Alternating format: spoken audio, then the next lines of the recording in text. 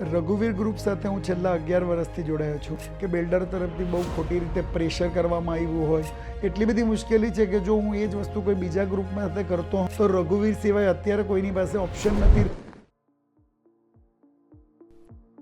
મારું નામ ઉમેશ પારેખ છે.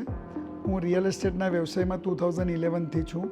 આ બિઝનેસમાં આવવા પહેલાં હું બેન્કિંગ લાઇન સાથે જોડાયેલો હતો. એટલે જ્યારે આ બિઝનેસની અંદર હું આવ્યો ત્યારે અમે જોયું તો રિયલ એસ્ટેટ એક એવો વ્યવસાય છે કે જેની અંદર અનઓર્ગેનાઇઝ સ્ટ્રક્ચરથી કામ થાય છે. અને હું બેન્કિંગ બેકગ્રાઉન્ડમાં આખું સ્ટ્રક્ચર બેકગ્રાઉન્ડથી ટેવાયો હતો. એટલે મેં આખી ડિસ્ટ્રીબ્યુટર ચેનલ ડેવલપ કરી કે જાતે માલ વેચવું. જનરલ બ્રોકરોની ટેન્ડન્સી એવી હોય છે કે ભાઈ જાતે ગ્રાહક શોધો, જાતે જાઓ અને જાતે વેચો. મેં એ ટેન્ડન્સીને અલગ ચેન્જ કરી કે મેં મારી નીચે આખી ડિસ્ટ્રીબ્યુટરની ચેનલ બનાવી.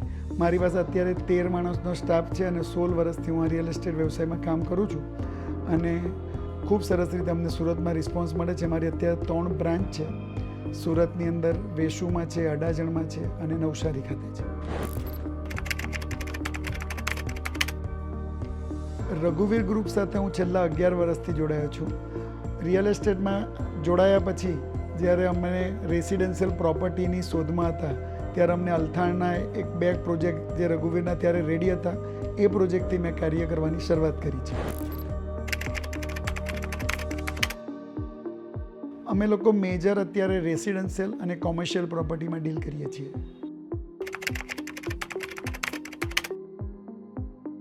રઘુવીર એક અમારું ફેમિલી છે એ રીતનું જ લાગે છે, કારણ કે ચંદુકાકા સાથે જ્યારથી મારી ડીલ થઈ છે અમને કદાપી એમના ગ્રુપમાં અથવા એમના સ્ટાફ સાથે અથવા અમારે કોઈ એવો ઇસ્યુ જ નથી. અમને એવું ફીલ નથી થતું કે અમે બ્રોકર છીએ અને ચંદુકાકા બિલ્ડર છે અથવા તો એમના કોઈ સ્ટાફ સાથે અમારો ખૂબ સરસ મનમેળ રહી છે.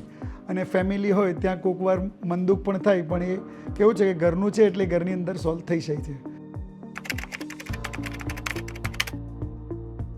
રઘુવીર ગ્રુપની ક્વોલિટીની વાત કરું તો એમનો એક્સપિરિયન્સ જે છે ચંદુકાકાનો, આજે 38 વર્ષથી જે ગ્રુપ કામ કરે છે તો એમનું વિઝન છે. અમે લોકો જે કામ કરીએ છીએ એ મીડિયમ સેગમેન્ટમાં કામ કરીએ છીએ કે જ્યાં રેસિડેન્શિયલ જે લોકોની નીડ છે. તો કાકાના જેટલા બી પ્રોજેક્ટ છે રઘુવીર ગ્રુપના એ નીડ બેઝ પ્રોજેક્ટ છે. આજે લોકોને વેસુની અંદર જે બજેટની રિક્વાયરમેન્ટ છે એ બજેટ અનુરૂપ બધા જ પ્રોજેક્ટ બનાવે છે. એમની કન્સ્ટ્રક્શનની ક્વોલિટીની વાત કરીએ તો મેં પર્સનલી ચેક કર્યું છે, કારણ કે એવું નથી કે ખાલી કોઈને કામ આપી દીધું અને પ્રોજેક્ટ થઈ રહ્યા છે.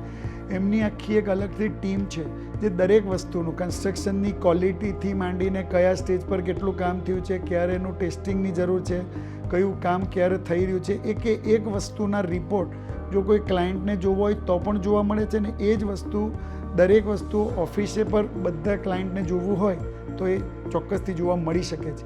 એટલે કન્સ્ટ્રક્શનની બાબતમાં કોઈ બેમત છે નહીં. એવું નથી કે જ્યાં કોમ્પ્રોમાઇઝ કરવું પડે ત્યાં કોમ્પ્રોમાઇઝ કરીને કરી દીધું એવું કોઈ દિવસ લાગતું નથી. એક કસ્ટમર છે અમારા જેમનું બજેટ આપણા પ્રોજેક્ટને અનુરૂપ નહોતું. કસ્ટમરની રિક્વાયરમેન્ટ એવું હતું કે હું જ્યારે ડીલ કરું છું તો મને મારા પ્રાઇસથી ખૂબ નીચે મળશે, હું નહીં જ લઈ શકું નહીંતર.